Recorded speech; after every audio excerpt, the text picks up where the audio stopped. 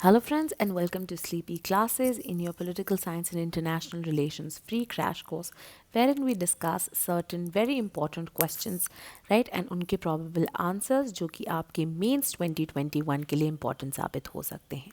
अब आज के दो questions जो हैं वो हमारी टेस्ट सीरीज के जो question हैं उनसे लिए गए हैं, राइट. सो एक तरह से एक स्निपेट भी हो जाएगा ताकि आपको पता लग जाएगा कि हमारे टेस्ट सीरीज में किस तरह के क्वेश्चंस आते हैं.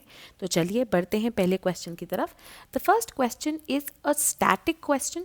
अब ये क्वेश्चन इसलिए बहुत इंपॉर्टेंट है because you should be knowing कि ऐसे जो सीमिंगली GS2 टाइप क्वेश्चन लगते हैं उनको हम एलिवेट करके किस तरह से थोड़ा PSI और ऑप्शनल टाइप बना सकते हैं. The question says comment on the interstate water disputes and the available mechanisms for resolving the same. Now सबसे पहले हम बात करते हैं कि स्ट्रक्चर किस तरह होना चाहिए क्वेश्चन का. अब इंट्रोडक्शन के अंदर rather than going for the same old introduction जहाँ पे हम बात करते हैं कि हाँ जी कॉन्स्टिट्यूशन में ये सब चीज़ें हैं सो ऑन सो फोर्थ, हम एक तरह से कॉन्टेक्स्ट बांध सकते हैं कि आखिरकार इंटरस्टेट रिवर वाटर डिस्प्यूट्स क्यों बढ़ती जा रही हैं या रिवर वाटर की शेयरिंग को लेके इतनी ज़्यादा इंपॉर्टेंस अब क्यों और भी ज़्यादा हो गई है, राइट. तो यहाँ पे हम कॉन्टेक्स्ट बांध सकते हैं of water stress, water crisis, right. किस तरह से सेंट्रल गवर्नमेंट में भी एक बेटर वाटर गवर्नेंस की जो है उसको अंडरलाइन किया जा रहा है. And in this context river water जो है, राइट, उनकी शेयरिंग को लेके दैट इज़ वाई जो रिवर वाटर है उनको लेके हर स्टेट के लिए जो इम्पोर्टेंस है वो भी बढ़ती जा रही है.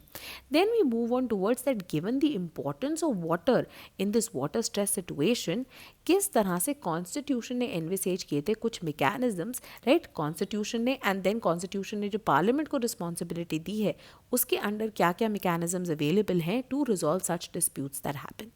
Then obviously we have to talk about कि ये जो मैकेनिज्म्स हैं क्या ये सफिशेंट है, अगर ये सफिशेंट नहीं है तो क्या इश्यूज हैं और इनको हम कैसे करेक्ट कर सकते हैं. ठीक है, तो ये कुछ चीज़ें जो हैं इनके बारे में हम बात कर सकते हैं. नाउ वी स्टार्ट ऑफ जैसे कि मैंने बताया था bye talking about water stress situation. India जो है एक वाटर स्ट्रेस सिचुएशन फेस कर रहा है. यहाँ पे आप कोट कर सकते हैं नीति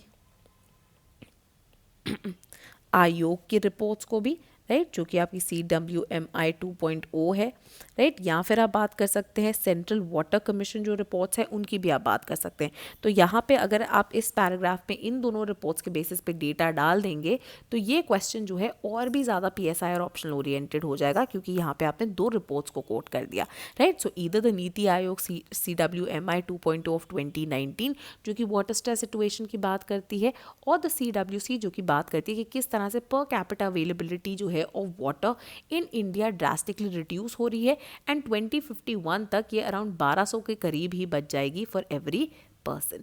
ठीक है, अब इसी वाटर गवर्नेंस को इम्प्रूव करने के लिए क्या किया है सेंट्रल गवर्नमेंट ने, एक यूनिफाइड जल शक्ति मिनिस्ट्री बनाई है, right. And now because of this water stress situation what is happening is that a number of states जो riparian states है जिनके through river waters जो है बहते हैं, right, a lot of these states चाहे वो गोदावरी की हम बात कर ले, कावेरी की बात कर ले, महादई की बात कर ले, they all have been involved in prolonged disputes. अब ये डिस्प्यूट्स को रिजॉल्व करने के लिए किस तरह के मैकेनिज्म्स जो हैं अवेलेबल है. अब अगर हम कॉन्स्टिट्यूशनल प्रोविजंस की बात करते हैं तो यहाँ पे सबसे पहले ये जानना ज़रूरी है कि वाटर आखिरकार किसके परव्यू के अंडर है. अब वाटर है क्या, वाटर है स्टेट लिस्ट में भी अंडर एंट्री 17. जब हम बात करते हैं से वाटर से जुड़े से वाटर सप्लाईज की, पाइपलाइंस की, कनाल्स की, एम्बैंकमेंट्स की, ये सब स्टेट के अंडर आता है. However all of this is subject to provisions of entry 56 जो कि यूनियन लिस्ट के अंडर है, जो कि बेसिकली पावर देती है आपके पार्लियामेंट को, यूनियन गवर्नमेंट को टू रेगुलेट ऑन मैटर्स जहाँ पे development of interstate river water या रिवर वैलीज की बात आ जाती है. अब जब भी इनके ऊपर डिस्प्यूट्स आएंगी तो आर्टिकल 262 इन डिस्प्यूट्स को कैसे रिजॉल्व करना है उसके साथ डील करता है. एंड यहाँ पे पार्लियामेंट को पावर दी गई है कि ये प्रोवाइड करेंगे for the mechanism for the adjudication of the dispute या कंप्लेंट जब भी उभर के आती है with respect to use, distribution या control of waters in any interstate river or river valley. साथ ही में very importantly parliament can keep the supreme court and other courts out of the purview. वो जो है वो एकदम बियॉन्ड होगी, ये जो डिस्प्यूट होगी will be beyond the purview of supreme court and other courts of the country. अब इसी के चलते हुए पार्लियामेंट ने दो लॉज इनैक्ट किए थे, the river boards act of 1956 and the interstate river water disputes act of 1956. जो आपका रिवर बोर्ड्स एक्ट है that is as good as इसको यहाँ पे आप कोट कर सकते हैं NCRWC को, जिसने इसको क्या बुलाया है, इसने इसे एक डेड लेटर बुलाया है। तो आप बात कर सकते हैं, राइट। सो और PSI ओरिएंटेड बन गया। दैट जो रिवर बोर्ड्स एक्ट था, that was suppose to prevent, एक एक प्रिवेंटिव रोल जो है प्ले करना था इस एक्ट को, but it never really came into being. And NCRWC जो है इसको क्या डिस्क्राइब करता है, as a dead letter. However जो एक्ट बहुत ज़्यादा यूज़ किया जाता है वो कौन सा है, interstate river water dispute act, जिसके थ्रू सेंट्रल गवर्नमेंट जो है एम्पावर्ड है to set up an ad hoc tribunal जो कि एडजुडिकेट करेगी अपॉन अ डिस्प्यूट जब भी उनके सामने आती है बाय 2 और मोर स्टेट्स, राइट। एंड जब भी ऐसी रिक्वेस्ट आती है विद इन अ ईयर ऐसा ट्रिब्यूनल जो है अभी बन जाना चाहिए। जो ये ट्रिब्यूनल का अवार्ड होगा फाइनल एंड बाइंडिंग होगा, एंड ये बियॉन्ड होगा of the jurisdiction of any court as regard as this matter, right, as far as this matter is concerned। अब ये जो एक्ट है ये एप्लीकेबल है कहाँ पे, सिर्फ इंटरस्टेट रिवर्स जो हैं, राइट, जहाँ पे एक स्टेट का एक्शन दूसरे स्टेट को किसी भी तरह से इम्पैक्ट करता है, राइट, चाहे वो बिल्डिंग ऑफ डैम हो, कोई और एंथ्रोपोजेनिक एक्टिविटीज़ हो, राइट। एंड जब भी स्टेट्स आपस में नेगोशिएट नहीं कर पाते हैं तब वो जा सकते हैं, अप्रोच कर सकते हैं सेंट्रल गवर्नमेंट को, एंड सेक्शन 4 के तहत जो है सेंट्रल गवर्नमेंट ये ट्रिब्यूनल सेटअप कर देगी, ठीक है। अब ये ट्रिब्यूनल के पास पावर क्या है, सिविल कोर्ट की पावर, और उसका जो verdict है it carries an equal weight as a decree or order of the Supreme Court।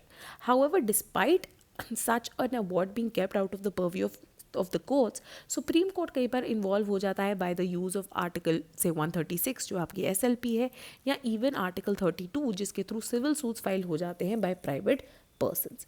Even union government कई बार आर्टिकल 143, 131 या 156 को यूज़ कर लेती है to actually approach the supreme court with regard to interstate reverse.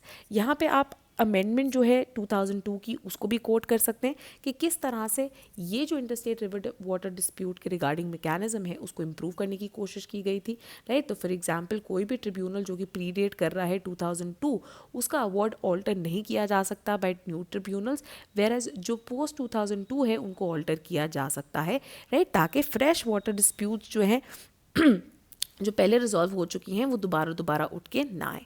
साथ ही में ये भी डाला गया कि अवार्ड जो है 3 साल के विदिन दे देने चाहिए with maximum extension of 2 years। ये रिकमेंडेशन सरकारिया कमीशन की आई थी और यही उन्होंने फॉलो करने की कोशिश भी की। अब यहाँ पे बिफोर एस मोदक ऑल्सो आप बात कर सकते हैं फली एस नरीमन जो है आप उनको कोट कर सकते हैं, जिन्होंने बोला था कि ISRWC जो है काफ़ी बढ़िया एक जो आपका interstate river water dispute tribunal है एक काफ़ी बढ़िया ट्रिब्यूनल हो सकता था, but it hasn't really lived up to its expectations, जिसके कारण ये एक फेलियर की तरह बन के रह गए हैं। S modak and AK Ghosh क्या बोलते हैं, ये आर्ग्यू करते हैं कि इस फेलियर के 3 रीजंस हैं।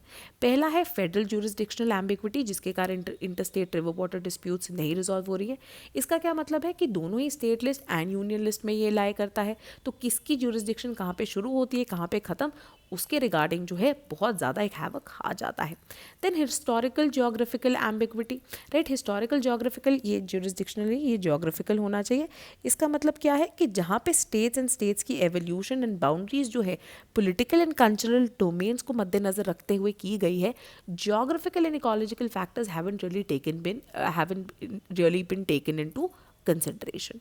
And lastly is the institutional ambiguity। तो यहाँ पे फॉर एग्जाम्पल आप राधा डिसूजा को कोट कर सकते हैं कि इवन दो supreme court and other courts वो kept out of the jurisdiction of such interstate river water disputes, indirectly जो है वो उन तक पहुंची जाती है। एंड इसको जो है राधा डिसूजा अ सिस्टमिक डिसफंक्शन बुलाती हैं।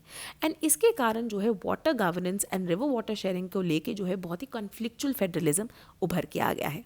Now what are some of the corrections that can be is, for example हम बात कर रहे हैं अमेंडमेंट 2019 की, राइट, जहाँ पे आप इसको कोट कर सकते हैं जहाँ पे बात हो रही है of a single tribunal with multiple benches.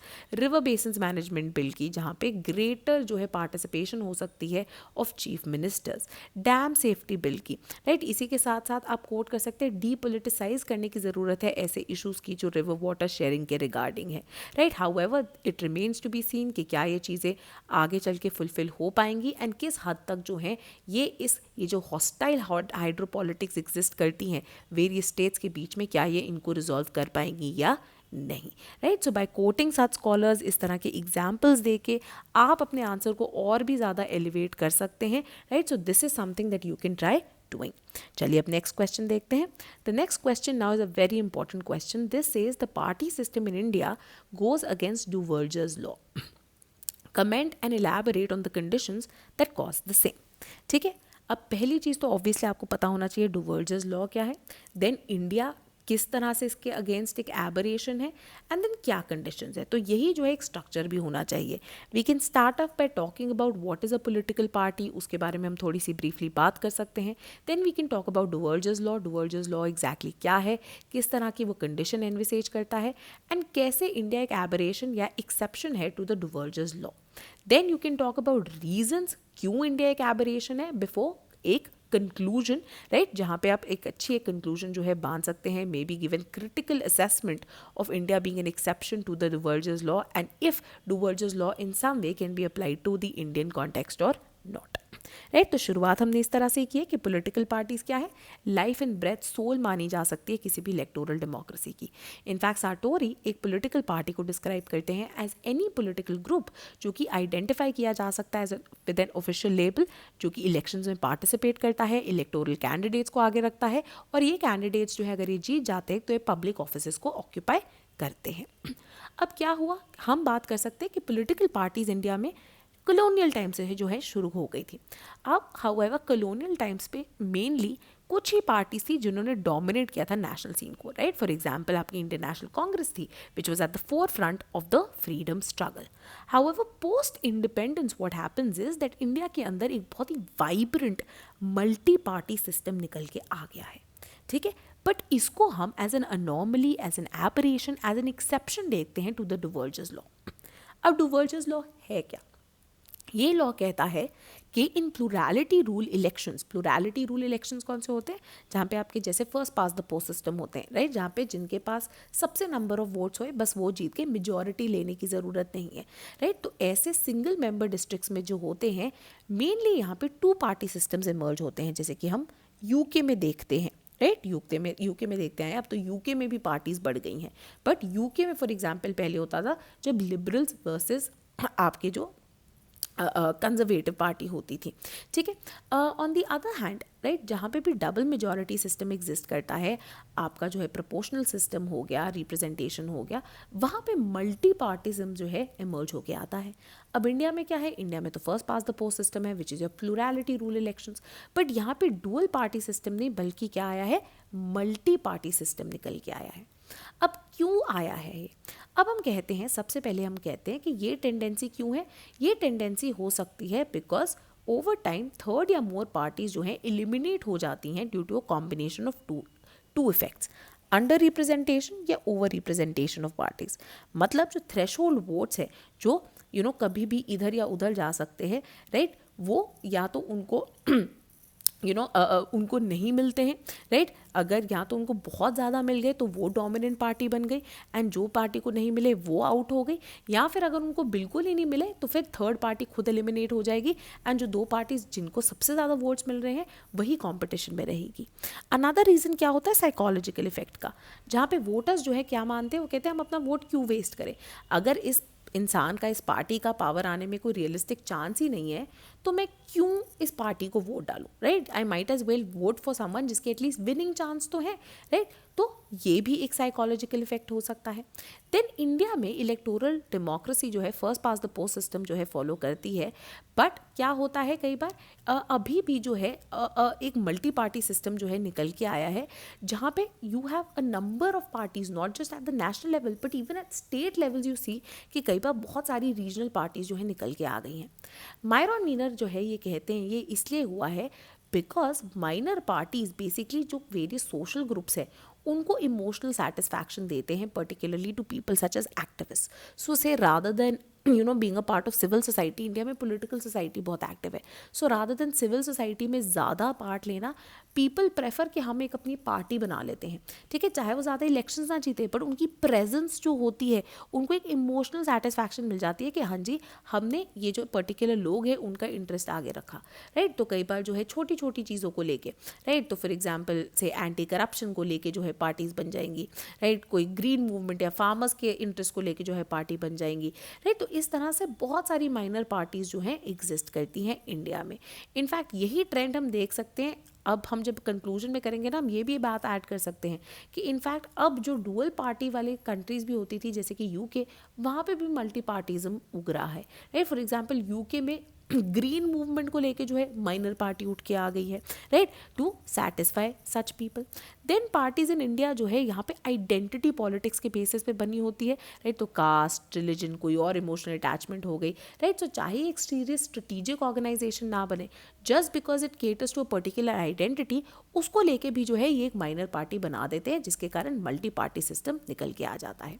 Zoya Hasan भी इसी चीज़ को पॉइंट आउट करती है कि जो सोशल हेट्रोजेनिटी है इंडिया की, उसी के कारण वही रिफ्लेक्ट होती है इन इंडिया की ये जो एक वैरीगेटेड कैरेक्टर है of India's party system, where in instead of 2 parties there are multiple parties. साथ ही में India also happens to be one of the few democracies जहाँ पे जो lower orders of the society हैं, rather than the privilege section, जो vulnerable marginalise section है, that comes out to vote more. And therefore the same can be seen even in the democratic upsurge, and this democratic upsurge has further been pushed by the rise of regional and से identity based parties. Right, तो जितनी ज़्यादा आपकी social heterogeneity, उतनी ज़्यादा parties to accommodate these various identities and interest also. However again conclusion में हम क्या लिख सकते हैं, दैट डुवर्जर्स लॉ जो है इनफैक्ट पर्टिकुलरली डेड नहीं है इंडिया में. तो 2 तरह की कंक्लूजन हो सकती है.